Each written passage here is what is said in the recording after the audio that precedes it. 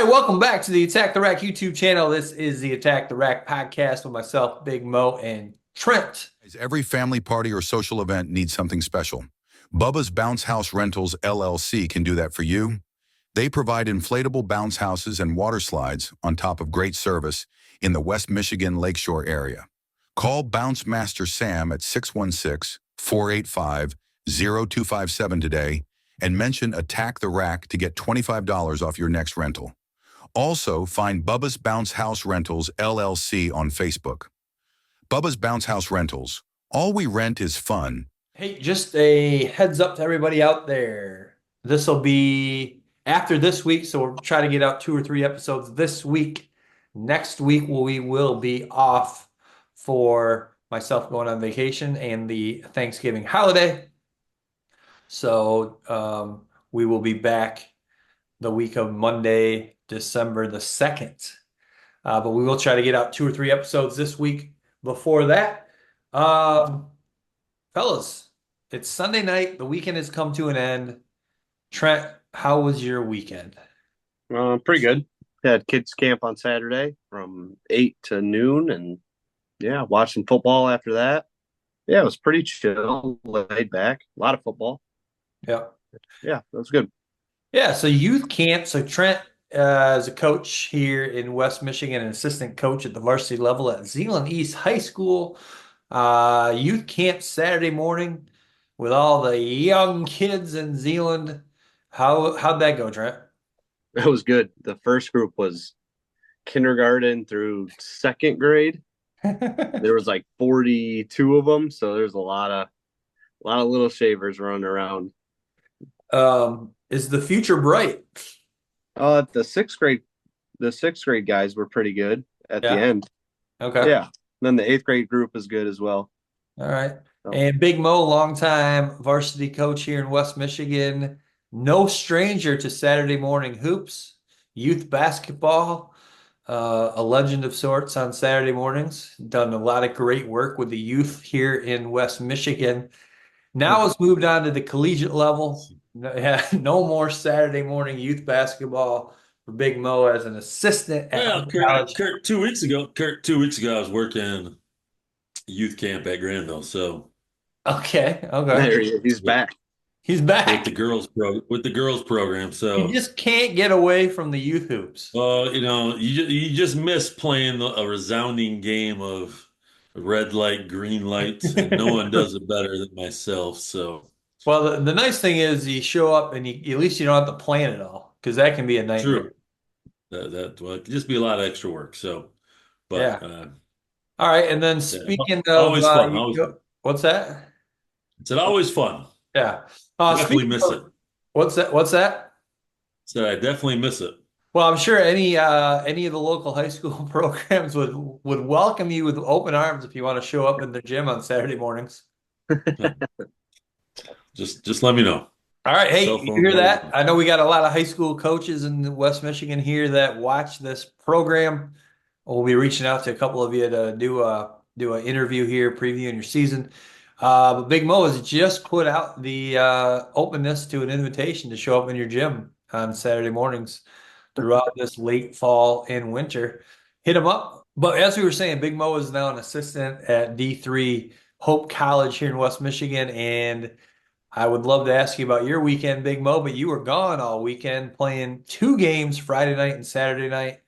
How did those was that your first 2 games of the season too? No. Second, third game. So, yeah. Good little weekend road trip. We're 2-0. So yeah, guys played hard, guys played well. Just fun to be on the road and go play away. When you're on the road, things are just a little bit tougher. You're in hostile crowd territory. Oh, Not really, but no, it was fun. Good. Right. No complaints on the weekend, so it's always better when you come back with a couple W's. So 2-0 over the weekend, and then that puts your overall record, correct me if I'm wrong, at 2-1 on the young season. 2-1. All right, and then just practice. No games this week until the weekend. Yeah, we've got a local tournament, Great Lakes Invitational. So I think there's seven other teams are coming in, eight total. Some of the top teams from the Midwest region. So Nice. Nice. be a tough test. All right. Thanks for asking about my weekend, guys, too. Um, How was your just weekend? Oh, my weekend. Oh, it was great. It was great. Just kind of hung out, relaxed. Also watched a lot of football. Had to do a lot of editing yesterday for our NFL Pick Show and Prop Bet Pete show that came out this morning. Again, we're recording on Sunday. Quite a lot of good content coming out of the yesterday's or today's episodes that I put out some clips for. Couldn't resist. Just some really good content to put out in regards to our NFL Pick Show and the Prop Bet Pete show. So pretty much spent all day afternoon watching football and doing some editing. And then today, just watching football. Love the Lions, and we'll get to that in a minute. But we just wrapped up quite a game between the Buffalo Bills and the Kansas City Chiefs, the undefeated Kansas City Chiefs. The Bills ended up winning 30-21. Chiefs no longer undefeated. They now are at 9-1. Or I'm sorry, are they 9-1 or 10-1? 9-1. 9-1. That now puts our Detroit Lions tied for the best record in the NFL. A lot of people still have the Chiefs as the number one team in the NFL, with the Lions right on their heels, losing to the Buffalo Bills. The Buffalo Bills are 9-2, one of the best teams in the AFC. Is it now safe to say the Lions are the best team in the NFL? Yeah. And I think today, the clinic they put on offensively today was pretty impressive. So I would say, yeah, I think the Lions are been better than the Chiefs. You do kind of compare though, the Lions, their losses to the Bucks, the Chiefs' losses at Buffalo. You watch the two teams play today. The Lions are playing the Jaguars, one of the worst teams in the NFL, where the Chiefs are playing the Bills, one of the best teams in the NFL. Big Mo, what do you think? Have the Lions now overtaken the Chiefs as the top spot? Well, probably if you just said, hey, the best team right now in the NFL is the Detroit Lions, I do think you probably give the edge once the playoffs start to the Chiefs if both teams were 9-1, or one-loss teams. I would still worry a little bit about Mahomes and the Chiefs having maybe just a little more experience in that realm of it all. So I think right now they're playing. I mean, they put the worst whooping on the Jaguars that they've had as a franchise, and they looked like they were just having fun. Like it was just like, hey, we're here, we're gonna kick your butt, taking names, and let's just get in and get out. So. Yeah. They're the best team right now. They're playing the best right now, but you want to be playing your best in about 5 more weeks. Yeah. And we'll kind of have a nice measuring stick, as the Lions do still got to play the Bills yet this season during the regular season. So that might give us a little bit of a kind of a measuring stick. Is that at Buffalo? No, Did it's home. we play them at home last year too? Well, 2 years ago, we played them on Thanksgiving at home. Okay. That was a game the Lions should have won. And as much as we all love Dan Campbell, he had a few blunders in that game with clock management towards the end. So it'd be nice to get them, get a little revenge from Thanksgiving from 2 years ago. But I'll tell you what, it was nice to see Jared Goff bounce right back and have an incredible game. Yeah, he was lights out today. 24 out of 29, 412 yards, 4 touchdown passes. Woo! That was nice to see. They had what, 650 yards of total offense? Yeah, another almost 200 yards rushing. Montgomery 75, Gibbs 69 yards. They combined for 26 carries. They just got a really great balance on offense. JMO was good today as well. Yeah. Yeah, they're fun to watch. They are fun to watch. What'd you guys think of the Lions' new defensive stud we got in the trade, Darius Smith? I think he cranks up the pressure. Yeah, he does. For sure, which is great. So I think he got what, 1 sack or half a sack today? Half a sack, 1 tackle, but definitely put a lot of pressure on the quarterback. Yeah, I think it helped a lot, which is what we wanted. So that's good. What about the injury to the broken forearm for Anzalone? What is it? Anzalone. Yeah. Anzalone. I was just gonna say you plug one hole in the bucket, losing Aiden Hutchinson with Zadarius Smith, and then all of a sudden now you got another hole in the bucket, losing Anzalone. Is there a time frame yet? Have we heard on his return? I saw 6 to 8 weeks. Oh man, That's not great. no. Well, what's his name? Jack Campbell. Yeah, He's gonna have to step it up a little bit. yeah. Or Rodriguez. I don't know who's playing. Yeah, I think the backup today was at what 51 or a nice little play later in the game after Anzalone left. Was it 53 or 55? I forget. Well, He was kind of he was banged up too. What's that? Ben Neiman's number 51. Was that who you're thinking of? Neiman. Yeah, Neiman. I think he's gonna. yeah. He was a little bit banged up. I don't know if he was supposed to play today very much, but next man up, as Dan Campbell would say. Next man up.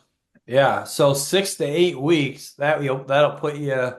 They'll still be they'll still be regular season at least, so they'll have them back Yeah, before the playoffs. They're even it'll be talking fresh. maybe Hutch coming back yet sometime in the playoffs. I don't know. You see him walking in the swimming pool? That's a good sign.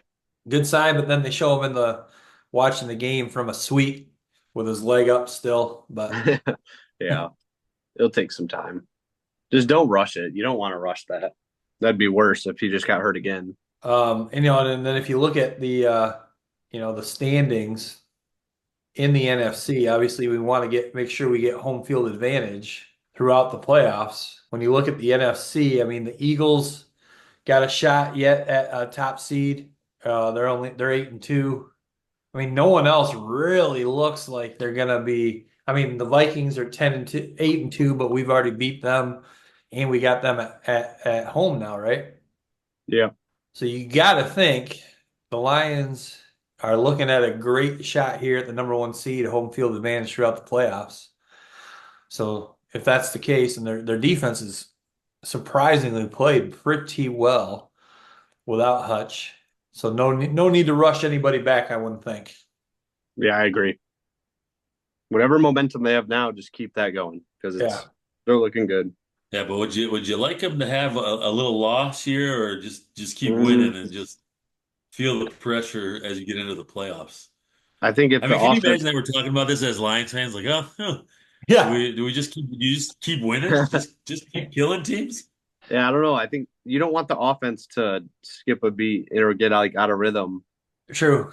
So like if they play well and like defense just doesn't perform and they lose, as long as the offense is playing well and we lose, that'd be okay.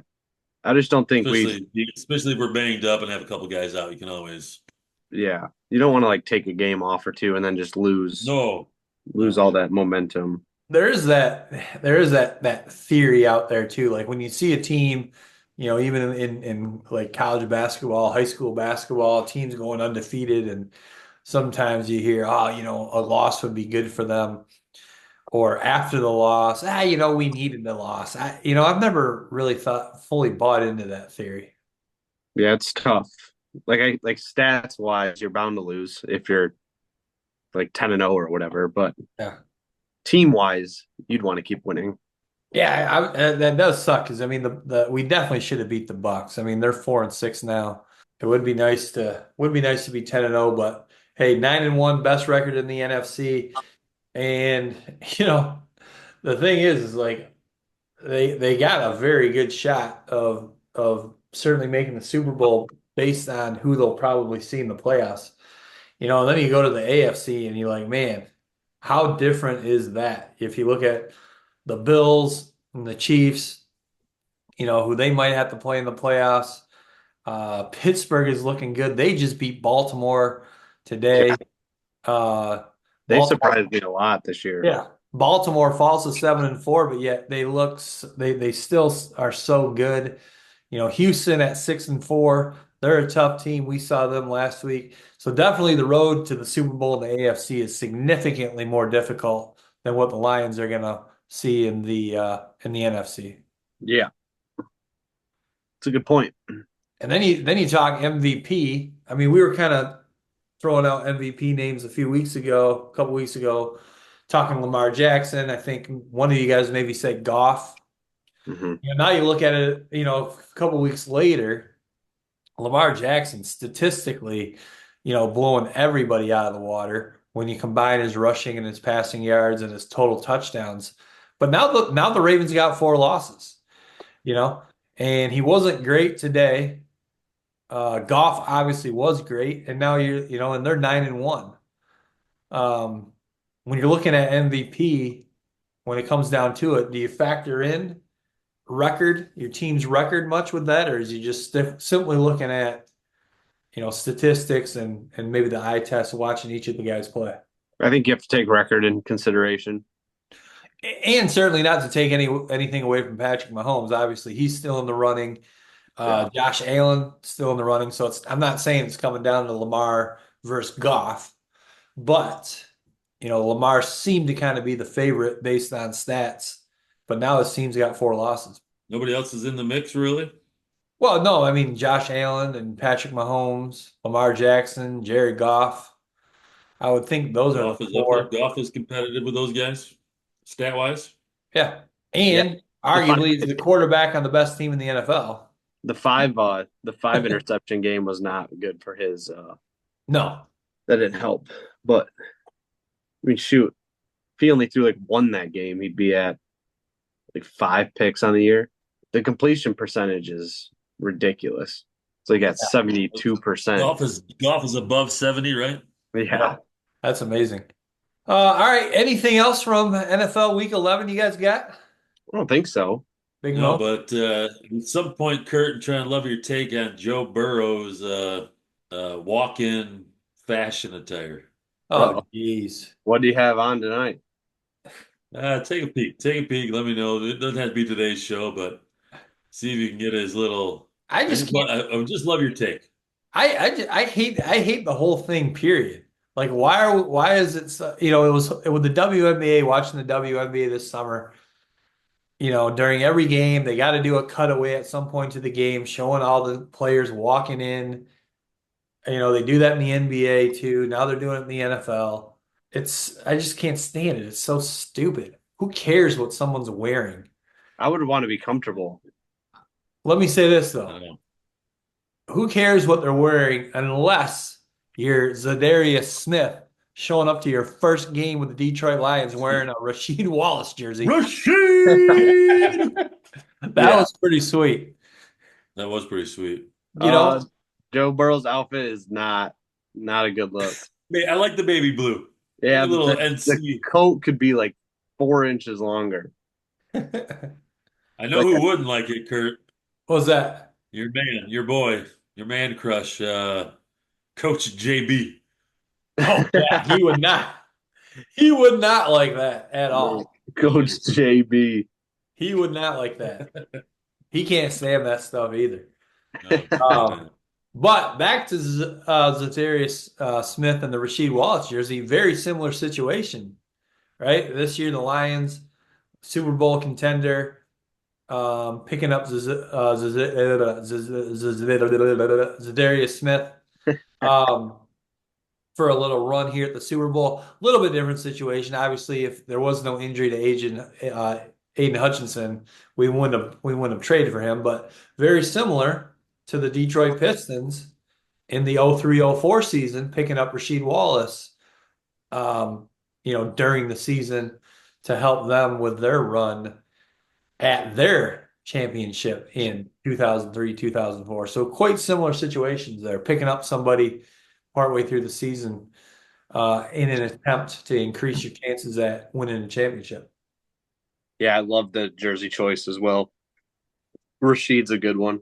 That or like Ben Wallace. A little bit of that bad boy. Mm-hmm. All right, let's move on. College football. Michigan was off. Ohio State ended up in a tight one for a little while there, Trent. Yeah, the first quarter they were losing, I think. Yeah, it was close partway into the second quarter. The Wrigley setup is interesting. I don't know how I feel about it. I agree. I mean, it's a great idea. Obviously one of the most iconic venues in sports here in the United States of America, but the setup is a little kind of funky. Yeah. Yeah. I mean, it's cool for the players too, I guess, but seating wise, it's got to be a little difficult to. You could be. I feel like you would be sitting facing one direction, but you have to look a different direction Right. in some spots.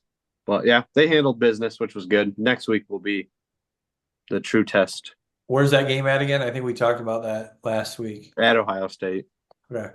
Any line out on that yet? Not that I've seen. I haven't looked yet. What do you think? Says 7. Oh man, I probably, but I if it was 7, I would definitely take Ohio State. I mean, Maybe. Indiana has played nobody with a winning record this season, That is true. and then Tennessee lost, right? yeah, Tennessee lost to Georgia. Georgia. Yeah. Oregon was in a tight one with Wisconsin. Wisconsin had a chance too. They threw a pick at the end. They really didn't have a chance, but Did they have to go far down the field? yeah, and I don't think they had thrown like it was like they've only got they only thrown like 100 yards for the game, and they would have had to go like 80 yards or because I think they needed to score, right? Oh no, Field you know goal what? would have tied Oregon it. faked that field goal. Oregon faked that field goal, so they were only down 3. So Yeah, it was 16-13. yeah, which was a crazy. I mean, I guess it shows you how much confidence he has in his offense. Probably not going to lose an overtime game. True. Yeah. Lanning. Yeah. You think it's time for Notre Dame to join a conference? So they have to play in a conference championship game every year? But I feel like we're past They're probably going to sneak in, right? probably, but they should have to play a championship game. They got to play Navy yet, or whoever's Well, they undefeated. beat Navy, Navy. They play Army next week. who's undefeated though, right? So that'll hopefully be a good test for both of them to see either They one of them whooped can really. Navy. The playoff rankings haven't come out yet, but the new AP top 25 didn't come out, and Notre Dame is ranked 6 at 9-1, and then Army moved up to. Oh no, they moved down 2 spots. They were 16, now they're 18. But yeah, 9-0. And you mentioned the SEC, quite a log jam there in the standings after first and second. So Texas and Texas A&M are both tied with a 5-1 record in the conference. So if they both win out, they would face each other in the SEC championship game. Texas A&M does though have 2 losses overall, so I would think they would, if they want to make the playoff, they're going to have to win out. Right now in the AP, they're ranked 15, and then you got Georgia, Tennessee, Alabama, and Ole Miss, all with 2 losses in the conference and 2 losses overall. So it's going to be interesting to see how this all plays out. I mean, if you've got 1, 2, 3, 4, 5, 6 teams, all with 2 or less losses, playing in arguably the toughest conference in the country, you would think all 6 of those teams would have a shot at the playoff. Now, I don't know. I'm not obviously looking at their schedules. I don't know who plays who yet. More than likely, some of these teams are going to play each other and end up with a third loss, and someone's going to get eliminated. But it'll be interesting to see because you got some big name schools here, Georgia, Alabama, they're 1 loss away from probably not making the playoff. Yeah, I don't see Georgia or Alabama losing again.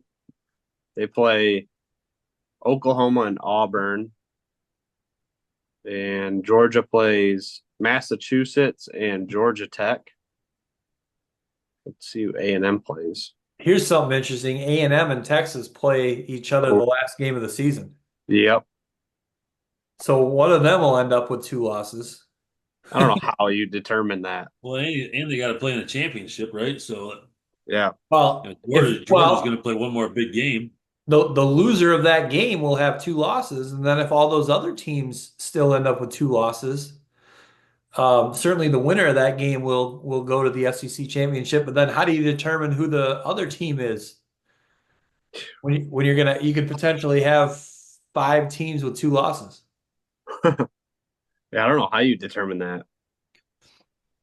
I think that's gonna be exciting to how that all gets sorted out, and then it's gonna transfer over into the college football playoff as well. It's gonna get crazy. I'm excited. Yeah.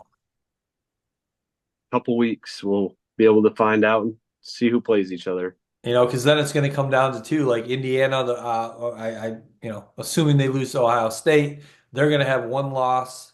How does the committee compare Indiana with one loss, not playing or not having a win against a team over 500 compared to some of these SEC teams, with two losses that have some kind of brutal schedules. Yeah, Ohio State has to win that game, I think, just for at least get a rematch in the Big Ten championship with Oregon. Yeah, that would be sweet. That'd be an awesome game. Because I wonder what they would fall to. Say they get to the Big Ten championship, and then lose to Oregon again, so they'd be a 2-loss to the same team. Right. Yeah, to the number one team probably. So now that probably plays Yeah, how far into you your drop. favor, I would think, right? But then you look at who they've beaten. The only team they've beaten this season, the only good win they would have had is Penn State. Yeah. Did they beat anybody else? They might have not beat anybody else over Nope. 500 either, which isn't their fault. The Big Ten just kind of sucks. Yeah, they not a great schedule for having 2 losses, I don't think. Could be. Yeah, but I don't know if you can. I don't know if you can ding a team for that. I mean, that's just the way it plays out. Yeah. I would think Ohio State, as long as they don't lose to Indiana, I would think, and don't lose to Michigan, which you never know in a rivalry what can happen. When those two teams Well, play, even if we they, throw the records right out the window. but even if they lose to Ohio State, Indiana, right? Yeah, they'd be 1 loss. But that They're one going to be a loss, one-loss team, so they're going to get in. You still have to get you're still losing to one of the top three teams in the country. But what So we need to, what we should have done, we should have prepped for this a little bit, and maybe, we've talked about this before. We don't know how the bids work too. Are there automatic bids? I don't know how this all works yeah, for like the other conferences. because Yeah, that, like Notre Dame's going to get in without a conference championship game as long as they win out. So that well, would take. I do remember when they came out with this with the 12 teams that there was a huge disadvantage for Notre Dame not being in a conference, but now I can't remember what it is. Maybe it comes down to automatic bids, like the power. Well, now the power, what is there now? 4 power Yeah, 4. conferences. four. Yeah. So their conference championship winner, I believe, probably gets an automatic bid. So now you're down to eight spots. Do any of those 8 spots to go to anybody? I Well, don't. you got to assume if Boise wins out, they're going to be in, right? Yeah, and now BYU, they just lost BYU lost, so I would say they're done. to Kansas. Yeah, so that was a horrible loss. They Yeah. dropped like 7 spots in the AP rankings. BYU losing probably helps Notre Dame quite a bit. Yeah, it does. And I would assume Indiana losing to Ohio State would help Notre Dame too, big time. Yeah. Yeah, BYU dropped all the way down to 14 in the rankings. Dropped Yeah. 7 spots from but that is a bad loss, Kansas. Yeah. Another team, So let's not forget it looks about. like the Okay, go ahead. oh, looks like the top five conference winners get the automatic type bids. Mm. So Then everything else is random. the five top conference champions get an automatic bid. Okay. Doesn't really matter which five, maybe conferences per se, but that would be your Power Four plus one. Okay. Here's another team we can't forget about is the Colorado Buffaloes. They got a big win over Utah on Saturday. They moved up a little bit, didn't they? They're 8-2. They moved up from 18 to 16. And again, this is the AP rankings, not the playoff rankings. Those probably come out maybe Tuesday, is it? I forget what day. Yeah, so they'll have to beat BYU for a chance. Yeah. What a weird Big Will 12. that'll be their conference championship. Yeah. BYU Colorado. Yeah. and that's Big 12, which is kind of funky. Now Yeah. all the switches and stuff it took out what wasn't it like? Texas was Big 12, wasn't it? Yeah. Yeah, Texas was, Oklahoma was. They moved to the SEC. The Big 12 is, yeah, completely kind of falling apart. yeah. So yeah, BYU Colorado would be the championship for Big 12. And then LSU. Yuck. LSU loses to Florida. Um, Florida, when it came into that game at 4-5, LSU came into that game at 6-3. They now have 4 losses. They're certainly out of any playoff talk. Now the question is, and they were calling for Brian Kelly's job. I think is early on this season already. What do you guys think? Is Brian Kelly going to survive this? Are they going to move on from him and at LSU? How long has he been there? This is only his second or third year. Ugh, I don't know. And he's getting paid. Well, I do see that if they do let him go, they got to pay him $62 million. Yeah, it's a lot of money to fire him too. Man, I don't know. But But again, it comes down to the age-old question that we always ask, guys. What's the better option? yeah, who are you gonna get? John Gruden is now off the board. He's been hired by Barstool Sports. So he's no longer an option. Yeah, I don't know who they would get. But looking at Florida's schedule, they've played one, two, three, four, five. They're gonna play 6 ranked teams this year. Yeah, the SEC, man, they're brutal. A lot Yeah, of people say they're down this year because all these teams with 2 losses, but that's because they're all beating up on each other. yeah. They're gonna end the year with Tennessee, Georgia, Texas, LSU, and Ole Miss. Jeez, That's like 5 out of their last 6. holy cow. Yeah. The SEC always got the hype because they always had Alabama really good, Georgia really good, LSU really good. hmm Now now that these teams are having 2 losses, a lot of people are saying maybe the SEC's down. I don't think so. I think it's just the other teams in the SEC have now built their programs up, and now there's just a little bit more parity, but it's still really, Yeah. really good teams. Yeah, and you add Texas to that mix as well in there now. So I think that makes it tougher for sure. And maybe the Big Ten's just down a little bit this year just because it feels like Michigan's not very good, which is different.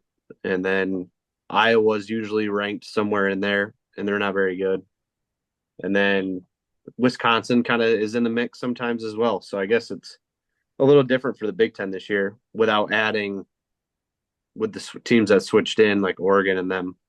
But yeah, it's a little bit different, but the SEC is a beast. It's just good parity.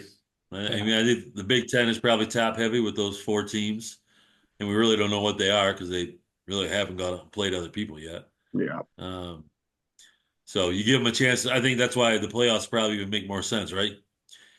Those 3 or 4 Big Ten teams get in, they get to go play somebody else, and we really see who. You're going to have some upset SEC teams because they're not going to get in because they're going to have 3 losses. And you're going to leave out a couple of those mid-level teams that probably had successful years that just really can't compete with probably the top teams, Yeah. most likely. And then the So other thing makes too, it I all, mean, what's that? no, it makes it all interesting. Yeah. Well, I think too, we thought the Big Ten, obviously bringing in Oregon, improved the conference. I think we thought USC coming in was going to improve the conference, and they've kind of been quite a disappointment. Yeah, who's the other one? Well, UCLA.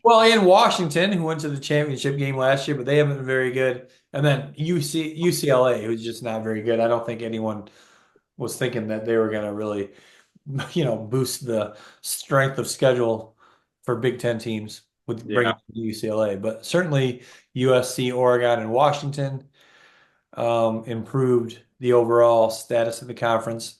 But Washington and USC ended up not being very good this year. Yeah. All right. Anything else from the weekend of college football, guys? Nope. All right, and I've already talked to Big Mo about this. I know he was not able to watch the big Jake Paul Mike Tyson fight. He was up late Friday night of the fight, after his game, up late watching film, prepping for the game Saturday. He was not privileged enough to be able to sit through a Doesn't nightmare sound like I of missed anything.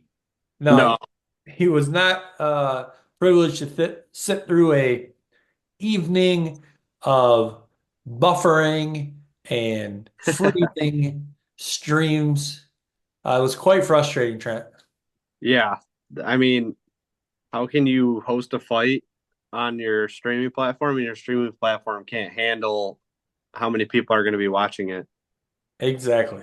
And then the fight itself was pretty much Jake Paul throwing punches, but just not knocking him out because that would make people feel bad. Yeah. The fight itself was pretty boring. It sounds like the lady fight, leading into the main event was the fight of the night. It sounded like that was a great fight. Unfortunately for me, my stream was fine through the first fight and the second fight, and spent the entire time during the lady fight dealing with buffering, freezing. It would buffer so long, it would time out. I'd get the air screen, Oh, wanted God. me to check my internet connection. Tried it on two different TVs, tried it on my computer. Finally, right before the Tyson Paul fight, I thought, well, let me try it on my phone. So I downloaded Netflix onto my phone, and I actually was able to watch the fight on my phone. The girl fight was good, but there was the controversy because the girl who won leads with her head a lot, and then Yeah, she split that girl's eyelid was like it was out to here. yeah, it was completely destroyed. But she kept fighting. But yeah, that girl fight was more entertaining for sure. Oh, that's what everybody's saying. Yeah, they were going at it, which was good.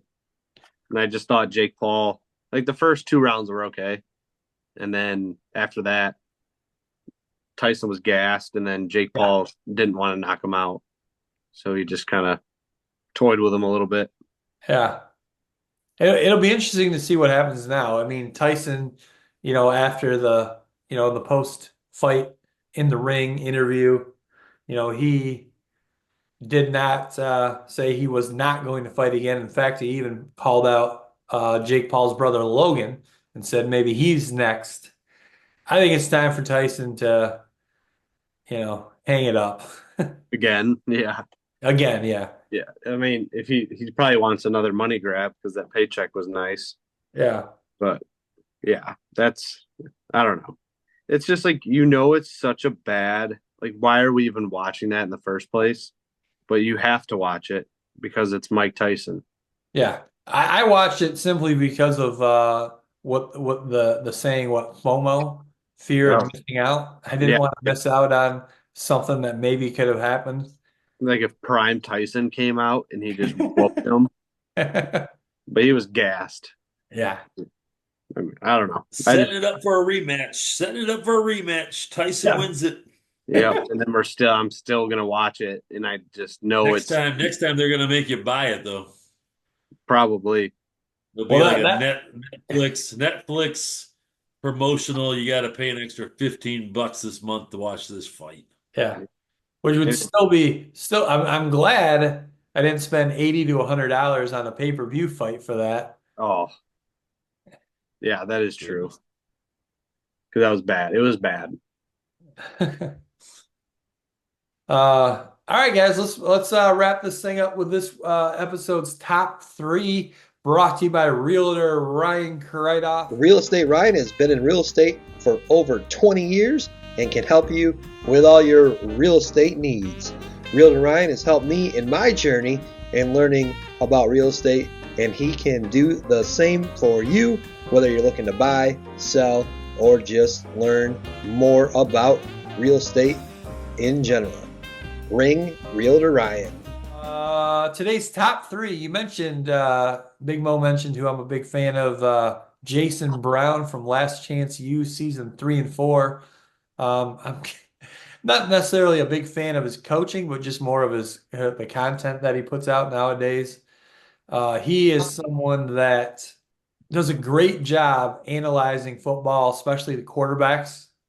I think he's one of the best out there analyzing quarterback play. But anyway, he's not in my top three, but we're going to do top three of our favorite coaches of all time. Trent, you got that wheel? Yep. We're just personal favorite, not who we think is like Not the best. Who our favorite are. Okay. Kurt. All right, I'll go with my standard third pick. Okay. Oh, wow. And then Big Mo. I'll go first. All right. What do you got, Big Mo? I'm going first, Chuck Daly. Okay, good one. Pistons. Let's go. USA Olympic team 92. Yep. Yeah, Always a he's joy to definitely watch. on my list. Oh, yeah. And then spent some time coaching the Orlando Magic too before retiring. Always looking dapper. Yes.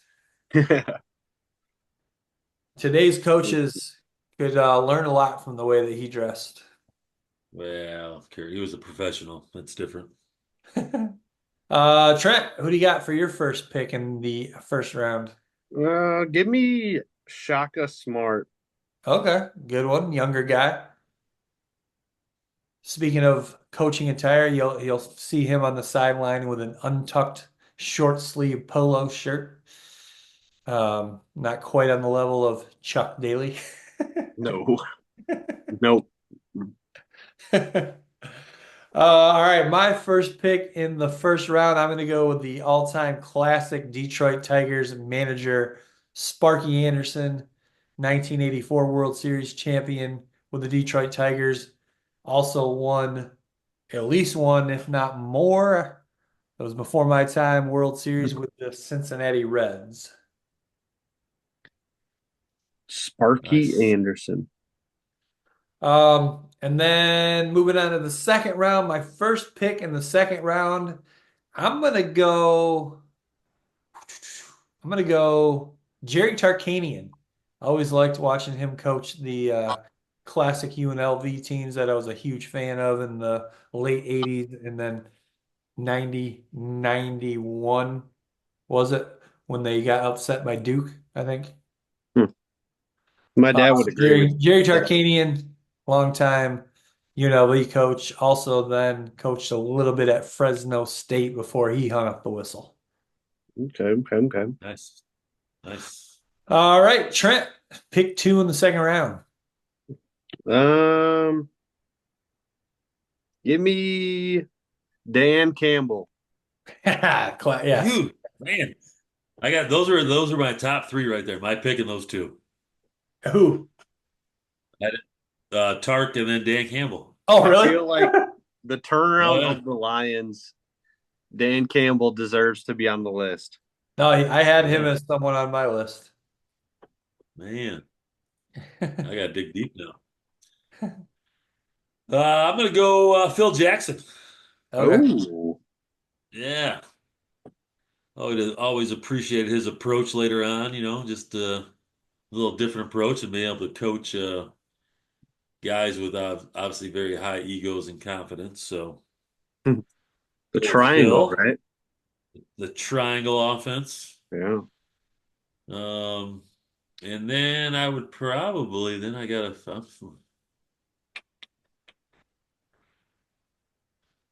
I'm going to go Jim Harbaugh. Yeah, good one. He's on my list.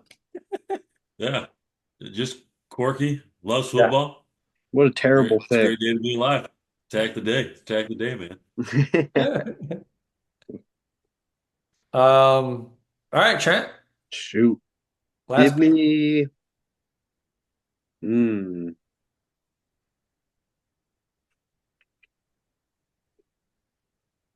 Give me Tom Izzo.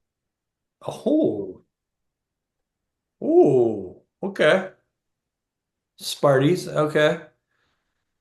I'm a Tom Izzo fan, but I'm a Michigan fan, so I didn't put him on my list. Fair. All right, last pick, right, of the draft here. Yep, last one. I'm gonna go Bobby Knight. Also, obviously being a Michigan fan, necessarily wasn't maybe the biggest Bobby Knight fan during his tenure at Indiana because I was a Michigan fan.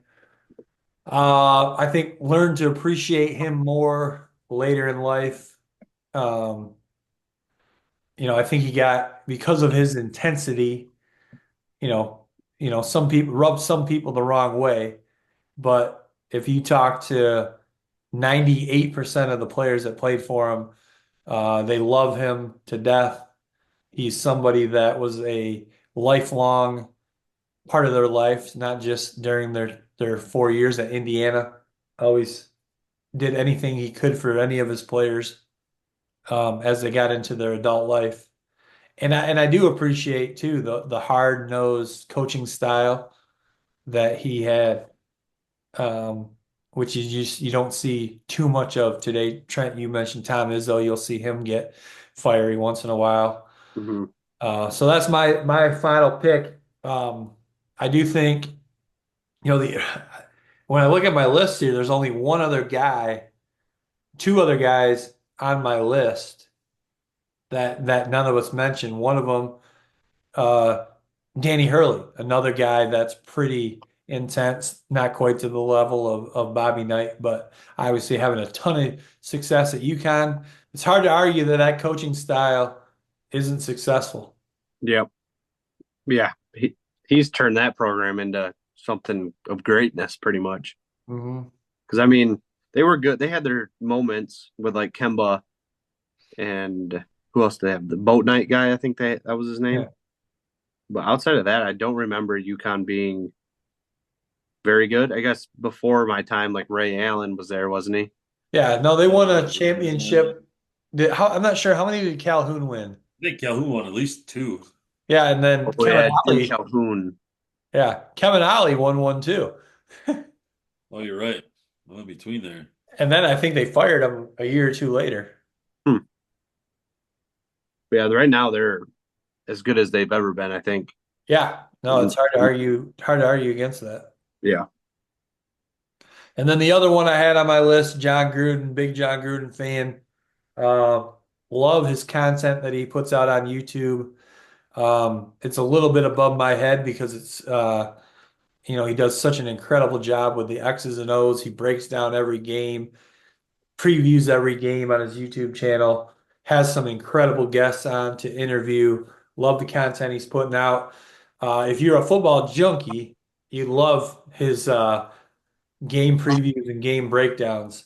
So it's just above my head because I'm just not a football X's and O's guys. Big Mo, I know you are. You'd probably enjoy it. And super excited that he just got hired now at Barstool. I think he's going to provide a lot of great content at Barstool. He already has, and he's only been there 3 or 4 days. But it sounds like he's going to get involved in quite a bit of the stuff they do at Barstool, not just doing his football content. So. Yeah, he seems like he's a pretty good, genuine guy. Well, he is. I mean, he got completely screwed over by the NFL. That was the email scandal, right? Or Yeah, something like that. and that was over the Dan Snyder and the Washington at that time Redskins, drama or whatever Oh, they were doing.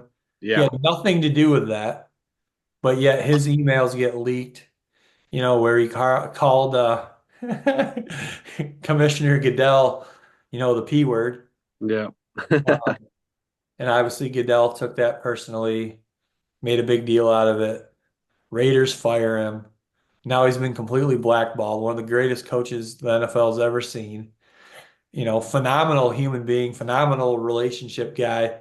Outside of Keyshawn Johnson, and the original wide receiver diva, every one of his players love him to death. So many of them spoke out when he got fired. Singing his praises. Again, another one of those like Dan Campbell, a relationship kind of guy, a relationship builder. He'll get hard. He would be hard on his players, but he could do that because he also built such great relationships with them. Well said, Kurt. Well said. Thank you. Yeah. Hey, Kurt, just to go correction, Jim Calhoun has 3 national championships. You Wow. got 3? 99, 04, and 2011. Holy Okay. smokes. Yeah. And then Kevin Ollie, was I correct on that? He was in between there, and I think he did win one because that was with they had a really that wasn't with Kemba though, was it? No, I think Kemba was still It with. might have been that 11 Calhoun. one. Yeah, I think. Yeah. Kemba might have been 11. Yeah, he was. I'm trying to think who the guard was with Kevin Ollie. I feel like they had a really good guard. Hmm. I don't remember. Like, yeah. I'll put Dale on this. Hopefully he can find something out. But hey, now you're talking about tough coaching, Kurt. Have you seen the investigation into the Seattle WNBA team and their coaching staff for being too tough? Oh my gosh. Unbelievable. New Kurt would like that. Oh, that's great. Being too hard on them. Yeah, creating like too many. I forget. We'll have to talk about it next time because you have to read about it and see. Okay. Creating a toxic environment. I don't think it was toxic. It was really like a high, like it was a weird wording of, I want to say like just really wanted to like was demanding a very high effort. Huh. Yeah, what a horrible thing to demand high effort. I mean, get rid of those coaches. Yeah, crazy. So we can talk about that on the next show. But Shabazz Napier was Kevin Ollie's best player that year. Yes. 2014. Okay.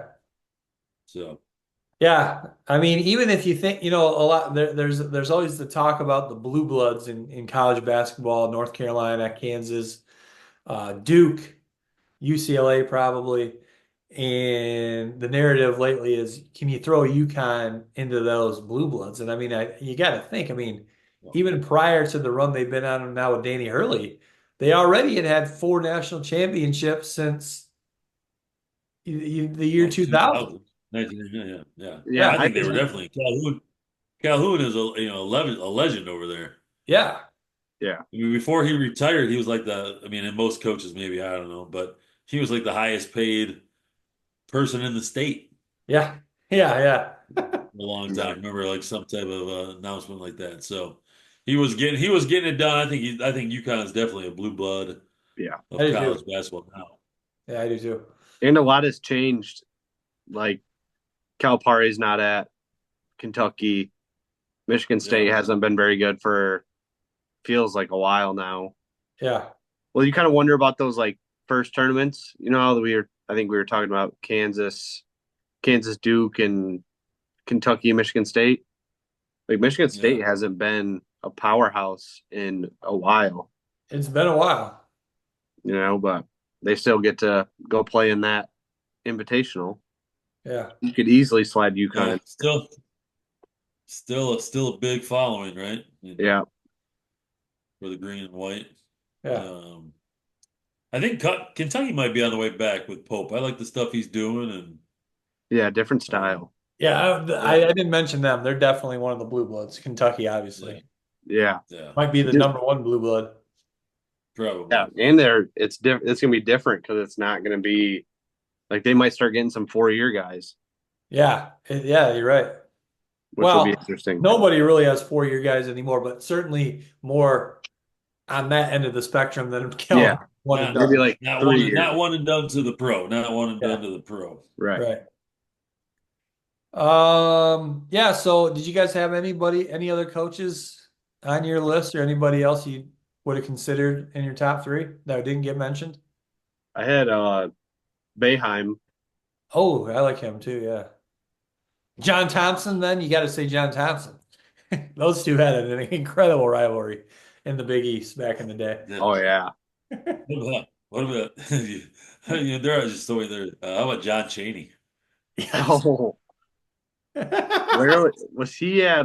Give me a little John Chaney, John Calipari action, man. Come Yeah, on. John Chaney threatened his life. Yeah, Yeah. that's funny. Oh man. Out Was of out of where was all he? the Temple or something like that? Where was he? Temple, yeah. Yeah. Out of all the sports, I think you could probably make an argument for baseball managers, but college basketball coaches, some of the most classic out of all the sports, some of the most classic coaches come from college basketball, I think. Yeah, I agree. Just some characters. All right, guys. Anything else you want to get off your chest here before we wrap it up for the day? I don't think so. Again, friendly reminder, we're going to come back here another once or twice this week, and then we're going to be off the week of Thanksgiving, and we'll be back the week of Monday, December 2. If you have not yet subscribed to the Attack the Rack YouTube channel, please take a half a second to do so. Give our program here a like. Let us know in the comments who are some of your favorite coaches of all time. And feel free to share this with a friend. All right, everybody. Yeah. We will see you on the next one.